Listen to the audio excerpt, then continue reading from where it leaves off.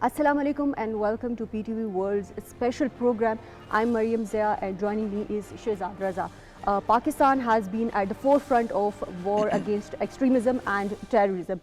In 2009, after the successful military operation against Taliban in Swat, the de-radicalization and emancipation program marked the country's first step in rehabilitating individuals that were influenced by the extremist ideologies. This effort was further solidified by a national action plan that was, of course, launched back in 2014 after, of course, the devastating army public school attack.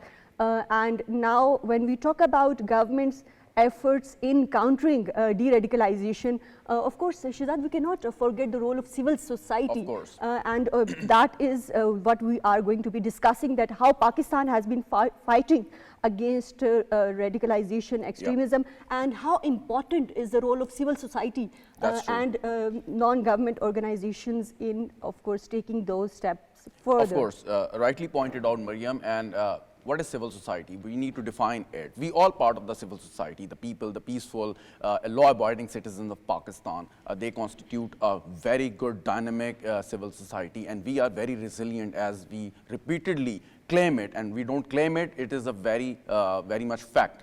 Civil society, today's program and the purpose of the program is not only to discuss the role of the civil society, but to commemorate and applaud their efforts. So for the services they rendered in combating terrorism and, reducing the extent of extremism in the society. I mean, they suffered a lot. Of course, they faced so much hardships, but still, they stood fast and they continue to play their role. And we believe that we will also continue to play our role in future as well, as the war is ongoing, especially the war against extremism. And today's theme of the program is exactly the same. And now we are joining in the studio with very eminent panel of the guests, and we have Mufti Imran Sandhu. He's a religious scholar, need no introduction. Thank you very much for joining.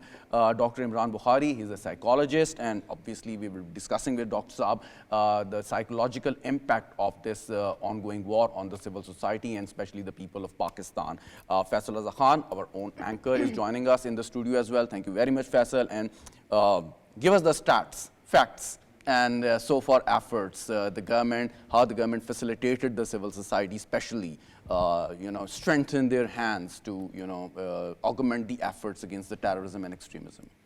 Shehzad, thank you very much. First of all, thank you very much for having me in the studios. You know that as you have both explained very well, that Pakistan from the last 2 decades suffering from the acute trauma of terrorism, and that has inflicting a lot of pain to the Pakistani society overall.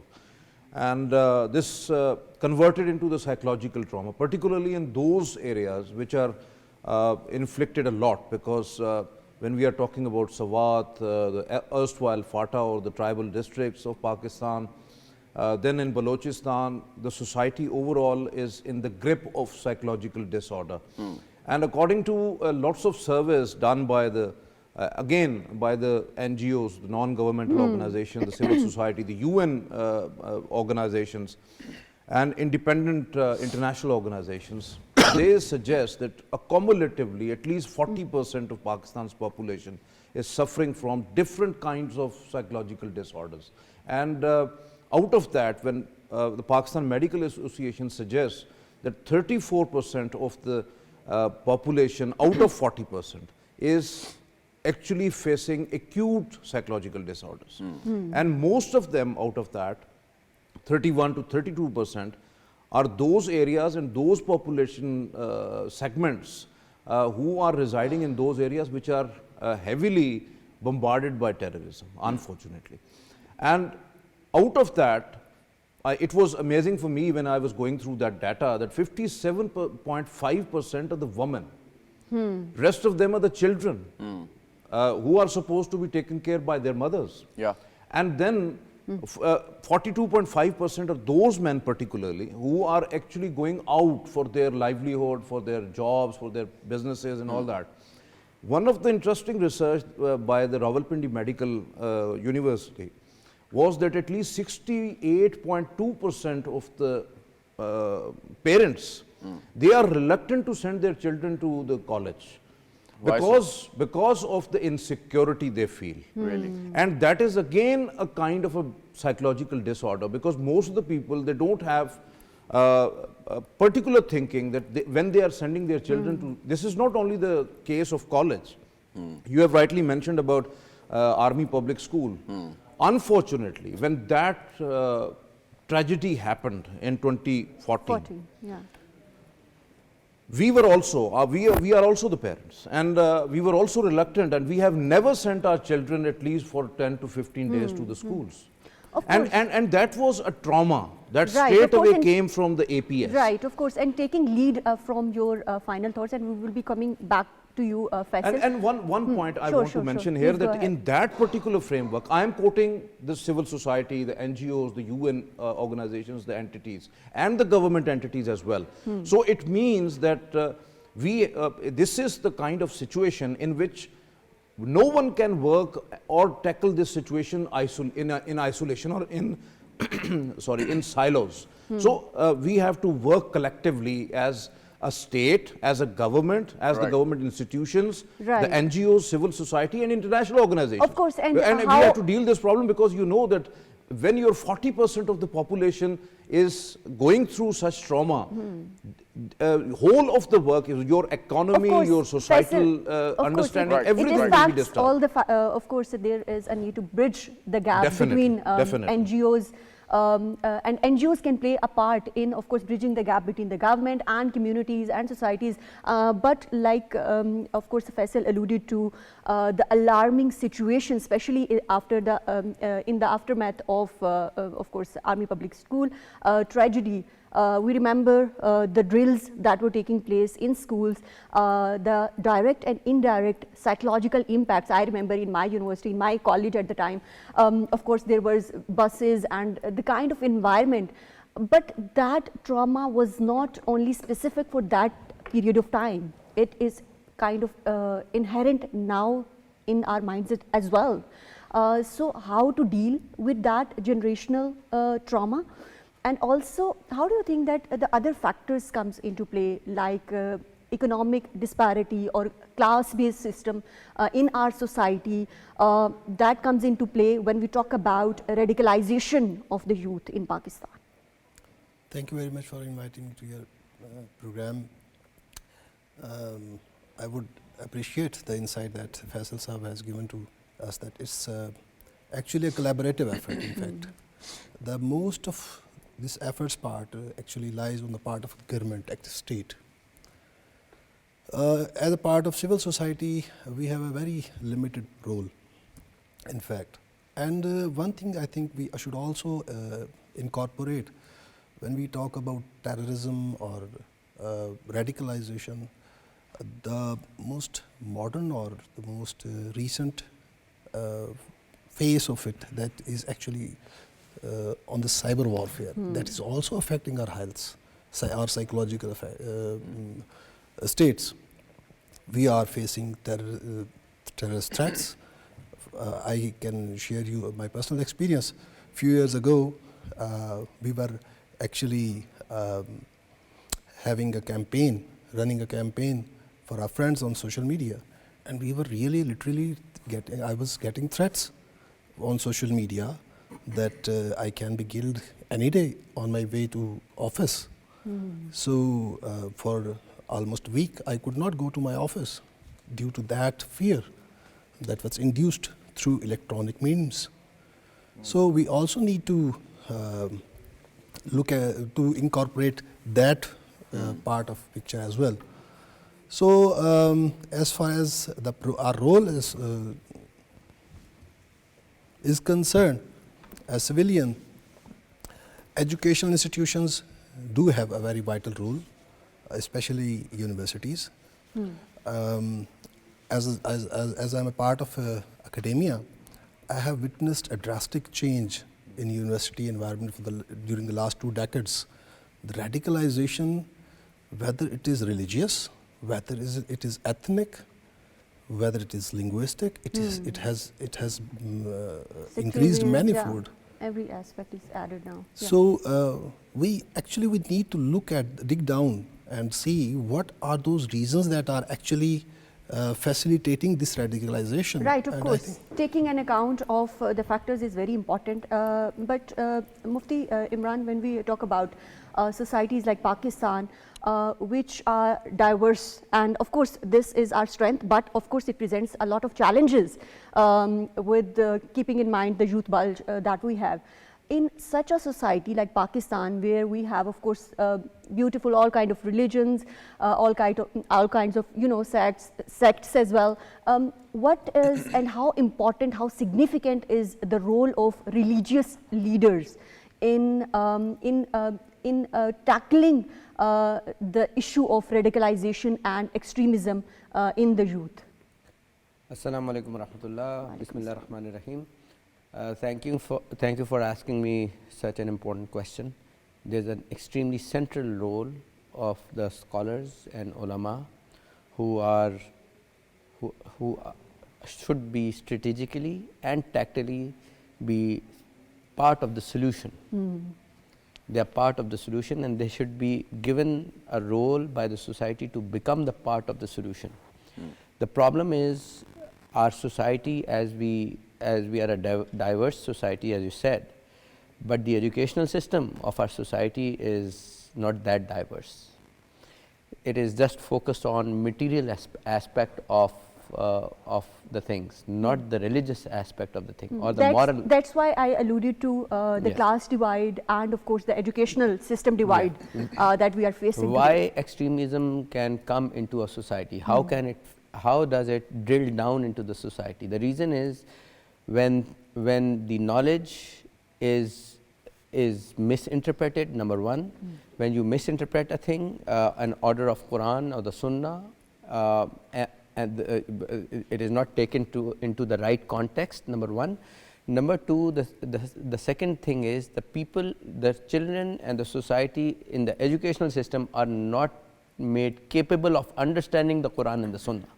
So if anybody tells them the wrong thing, a wrong interpretation of Quran and Sunnah, our younger lot, the youngsters would not be able to understand what he's saying, because they don't know what is written in the Quran and the Sunnah. They don't know even the Arabic language.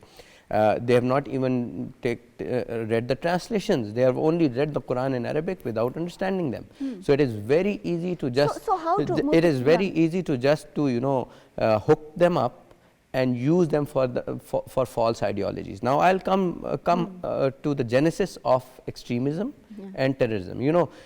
Terrorism finds its genesis in extremism, and extremism finds its place in wrong interpretation. If somebody interprets it wrong, and then what happened before 9/11, we have to look into it very quickly. Right. But what about?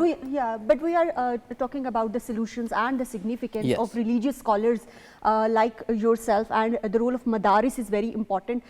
So Mufti Sahab, like you mentioned about the significance of providing and promoting alternative narratives that are easy to understand by the youngsters as well. How to do that? I'm not talking about providing alternative narratives. In the sense that they are understandable by the young people. What I'm trying to say is we should change the narrative, not alternative narrative.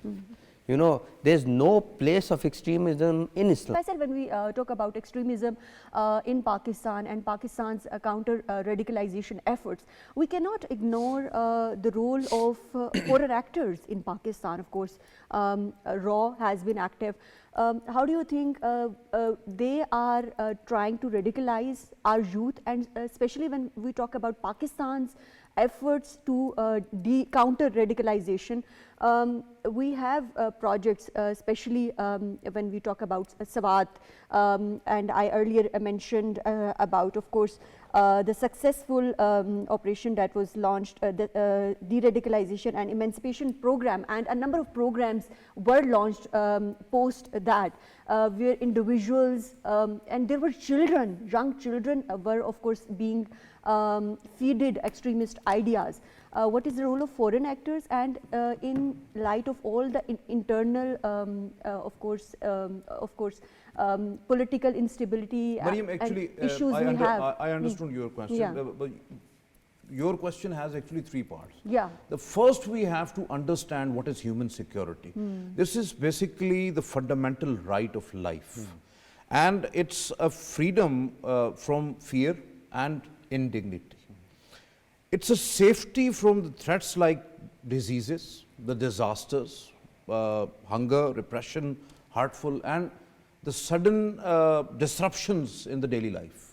It is very important to understand. Now the state has the responsibility to give the human security to all humans, even to the animals as well, Of course. even to the forestry, even to the all means of life. When a citizen drops his arms, weapons and all that, now the security and the monopoly of violence is actually rests upon state.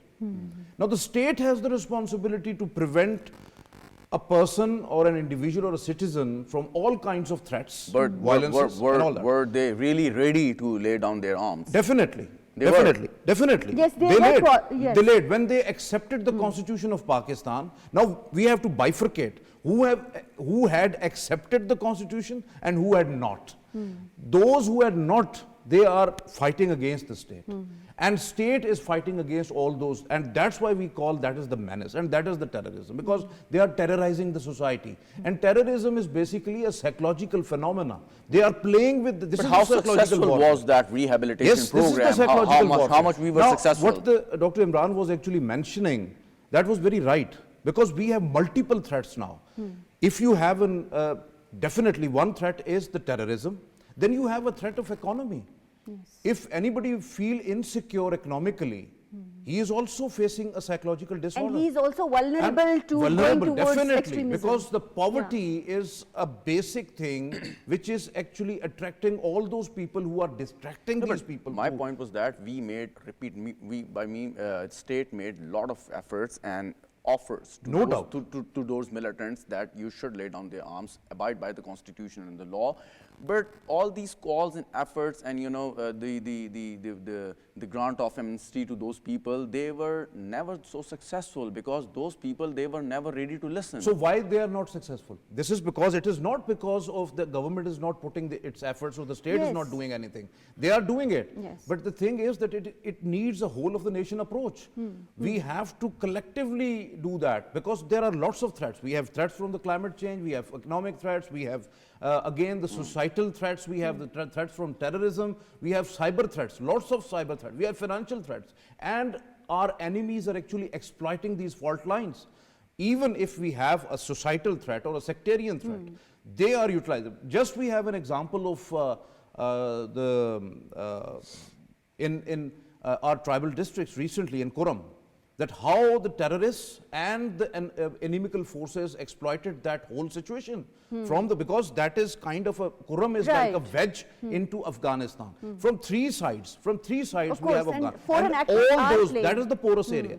Now, from that other side of across the border, Taliban entities and the Fitna al-Kharij and all others, the terrorists are there, they are residing there, they have the hideouts, and they are using those population and all other people to have inflict on upon. And now, when we are talking about our eastern neighbor, you are mentioning about RAW and all others, they are actively pursuing, we were discussing yesterday as well, that they have exploited financial terms, financial aspects against Pakistan, like Financial Action Task Force. They have utilizes the UN platform, Right. the Disinfo Lab. Internationally, they have done that. Then when Right. we're talking about terrorism, they are not only abetting, they are financing, they are training, they are doing everything to utilize the third country, not only Afghanistan, Right. but unfortunately some of the spaces in Iran as well. When we have retaliated, lots of Baloch terrorists were residing there in the bordering area of Iran into the different territories in Sistan, Balochistan. So the thing is that we are confronting all these elements. Of course, we are we- confronting on a multiple fronts. hard war, but we have to be like a whole nation approach. Everybody has to do Right, its part. right. Of course, that is very important, but at the same time, like Shehzad was mentioning about Pakistan's government's efforts and resolve to fight against terrorism and counter-terrorism extremism, we cannot forget the successful, operations or the successful programs, Shehzad, that the government launched back in 2009. Of course, military operations operation was successful, but of course,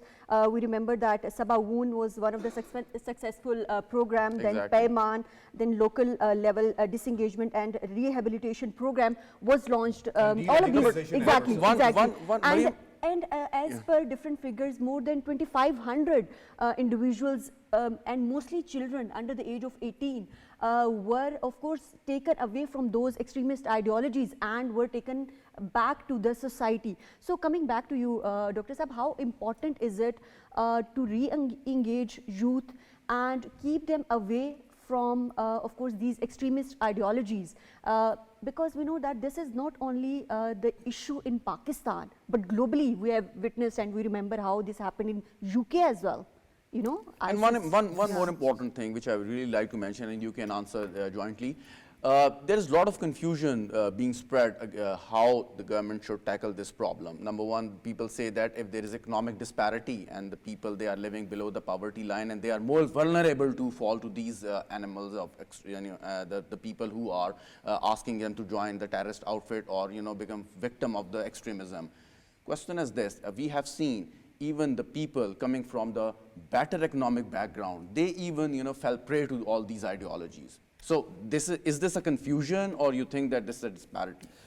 Actually, the root cause, if we look at the root cause, it's not about religious misinterpretation or it is economic disparity.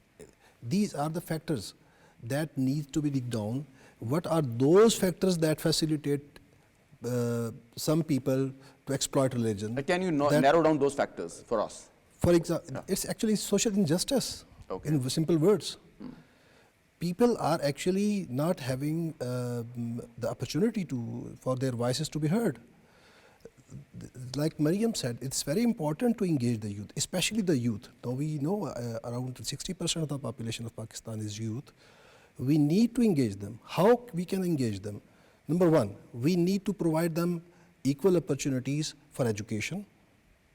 You know, at one time, Qaid-e-Azam, as I'm teaching in Qaid-e-Azam University, Qaid-e-Azam University was one of the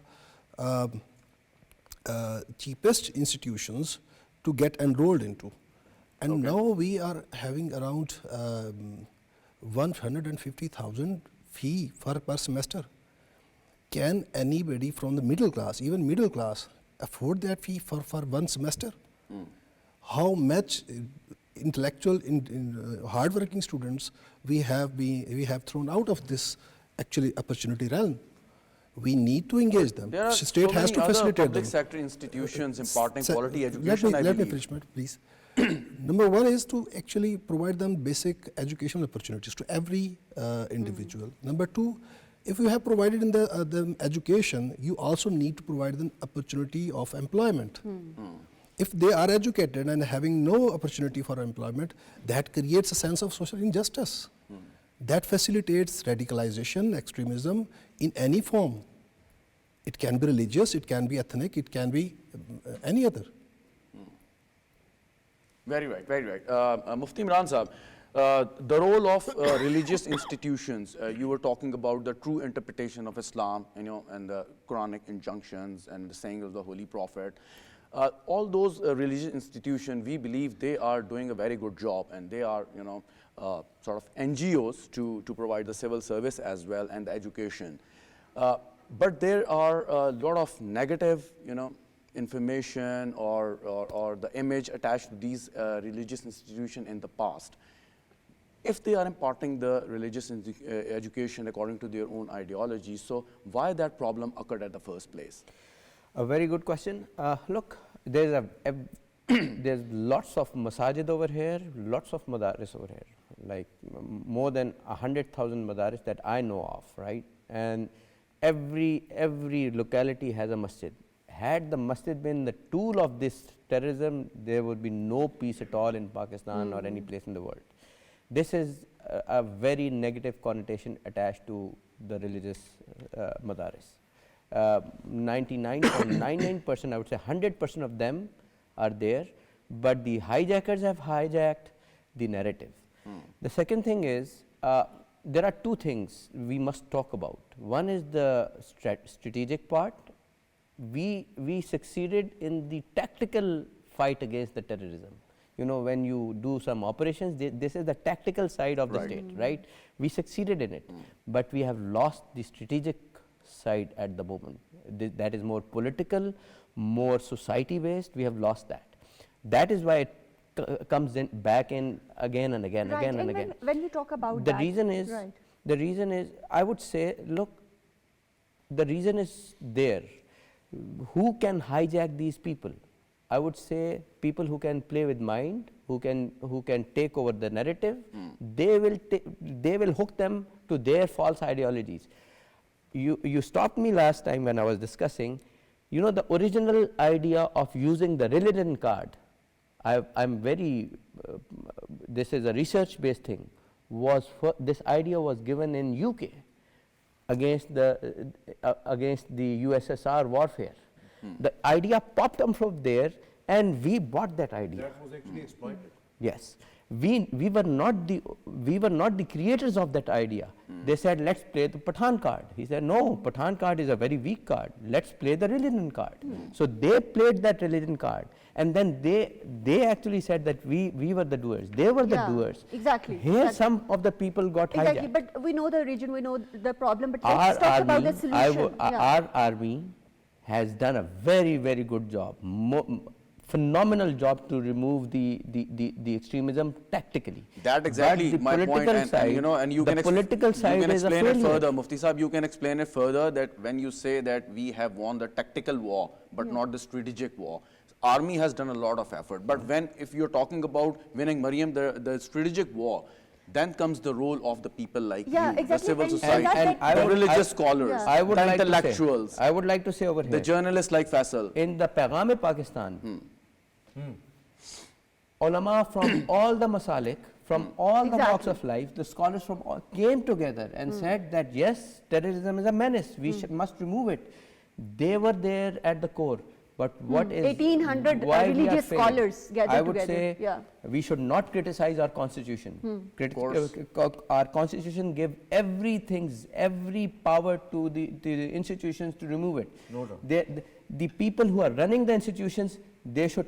No, but who were those people, Mufti Sahib? Who were those people, despite in a very a small minority, who were not listening to their voices, who were not abiding by what you were saying in the Paigam-e-Pakistan and other sermons? Who were those people? There is only one thing: if you do war, more war is going to come in if you do not handle it politically later on. So we need to have political solutions. Would you like to identify those people who were not listening to the people like you, eminent scholars like you?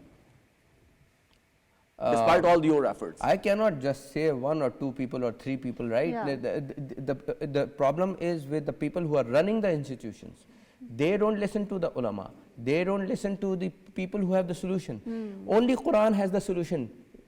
You have to believe in it. If Quran has the solution, Quran says if you kill one person unjustly, you have killed whole of the humanity. So Quran also gives solution. Quran gives you, but they don't take ulama with them. Right, and Mufti Sahib, when we talk about, of course, you alluded to Paigam-e-Pakistan as well, where 1800 plus religious scholars came together.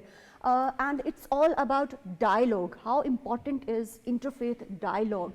Of course, to teach youth about tolerance, living peacefully with each other, with their own identities, and not to destroy or damage anyone. Like you also mentioned that Quran and Islam teaches us that killing one person is killing of whole humanity. So that is the message of peace that we need to inculcate in our youth as well. And saving one person is saving whole of the humanity. Indeed, this is the indeed. second part of the Prophet Muhammad said that Iyyakum wal ghulub, beware of extremism. Nations have been destroyed because of extremism. So I will say that dialogue at the level of children is more important, so that strategically we can inculcate the real knowledge of Islam. Then at the level of institutions, then at the level of parliament, we should come together as one nation. Look, the political differences have gone deep down, the religious differences have gone deep down, there are the cracks in the society. Right. We need to sit together at parliamentary level. The institutions should, we should have forums where people from the law and justice, people from the army, people from the political side, and there should be a fourth pillar, I would say, other than the media and the education. Education should become the fourth pillar, Right. fifth pillar of the society. Very right. Faisal, my point with Mufti Saab, and you can explain it further, that of course there might be problems and weaknesses at the state level, and as I already mentioned, that we may have done several mistakes. But now, as we are very much clear that we are not going to, surrender ourselves to the society against these terrorists and the Khawarij you just mentioned. Okay.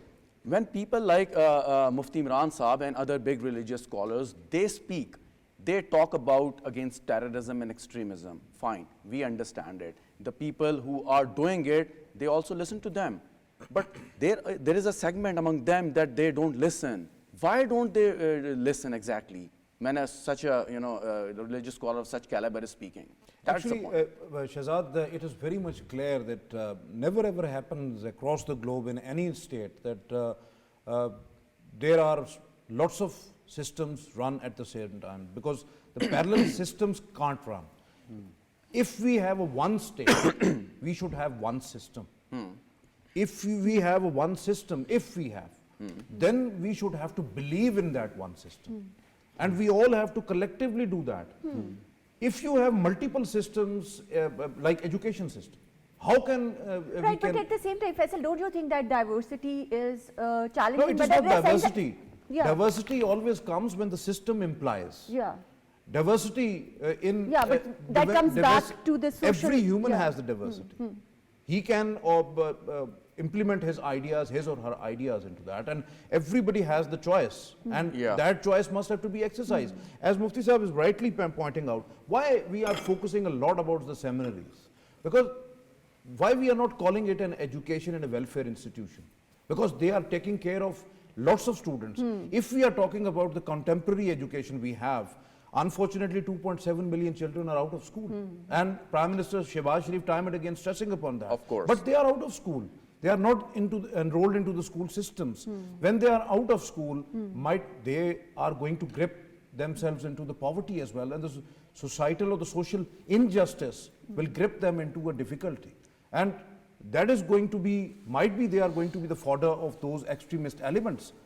So the thing is that we have to work on our dignity, our pride, and we have to focus on one system. That is very important.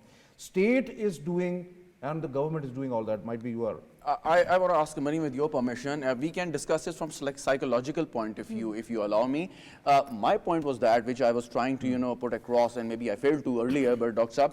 Saab, a person is basically brainwashing the youngsters in those conflict areas and asking them to kill in the name of Islam, which is a total wrong interpretation of our religion and the sayings of the Holy Prophet.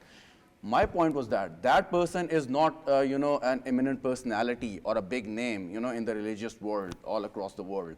When Mufti Saab and the people like him are trying to teach those youngsters that they should not fall victim to those ideologies and ideas. So those youngsters or the people, why are they listening to them or fascinated by their thoughts and ideologies, not the Mufti Saab? That's the point. See, there are always two segments in the society. In every society, there are people who are emotionally dominated people, and there are people who are rationally dominated people. These rational people are actually intellectual minority. They are in minority, about 1%, hardly 1% of the population, and majority of the population is emotional. They are actually rational, That's but their the point, emotions do dominate their rationality. No, who are the trendsetters actually? Who are the leaders? The leaders are actually the brain of the society, is that intellectual minority. No, we have to see to whom we are actually, the state is breeding, to whom the state is had been facilitating in the past. No, we do realize, we do see that the state is serious now. But in the past, we have been witnessing that state has been facilitating those people, those religious, those political leaders who were not rational actually, who were not actually intellectual, who were not actually trendsetters, who were not actually able to give direction to the people. Right. That's the menace actually. They themselves were emotional. When you talk about our role in actually projecting that narrative of tolerance, of peace, of harmony. We have to also look at that how, as Faisal Sahab has mentioned earlier, that it's a collaborative effort. If if you think my voice is sane, am I being facilitated by the institutions, by the state, to spread my voice, to reach out people? Fair enough. Right, right. And Faisal, when we talk about learning lessons from the past, what lessons can Pakistan learn from global civil society efforts in countering radicalizations? We have examples such as those in Sri Lanka, Nigeria, or Indonesia. So what can we take away from that? Maryam, to be very fair in that approach, I think so that world should learn world should learn from Pakistan. Fair enough. Because we don't have to take lessons from the, although if we have some sort of a positive lessons, we must have to take that. But the thing is that in the 2 decades of this war against terrorism, and especially this psychological war of extremism, I think so that Pakistan has done a lot. And the situation which we were facing actually beyond or before Operation Zarb-e-Azb is not today actually. It's very right that fundamentally in kinetic operations we have done wonders.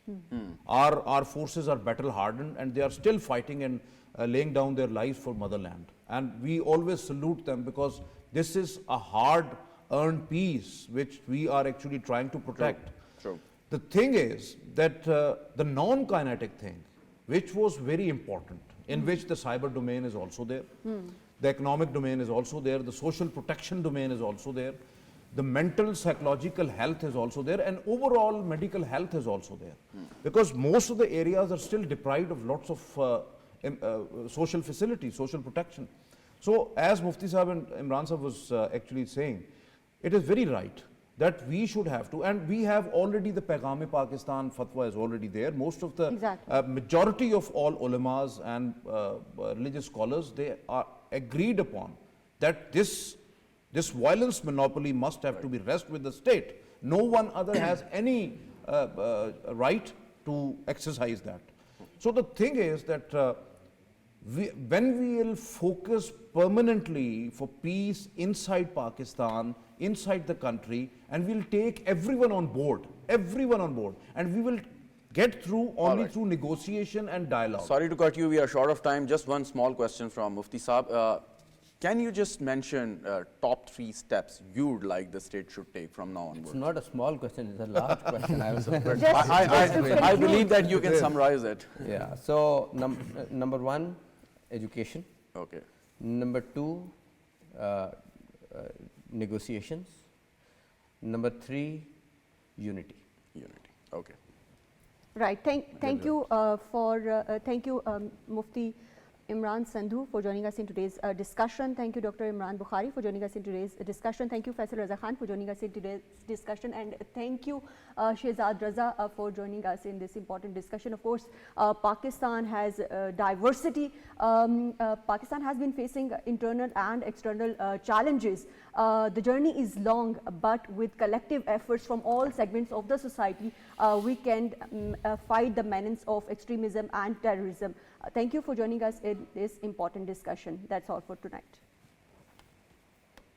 Thank you. Good discussion, ji.